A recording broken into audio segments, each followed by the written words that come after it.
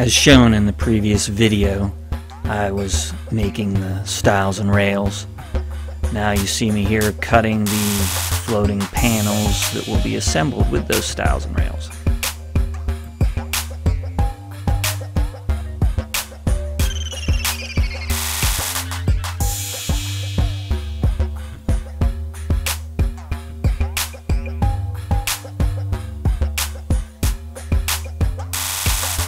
When I assembled the two side panels, I accidentally made two right panels rather than opposite panels, so I had to trim one down. I then attached the face frame stiles to the side panels.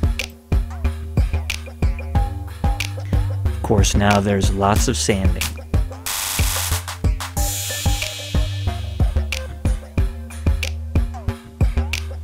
Created the dust board similar to the side panels with stiles and rails and a floating panel.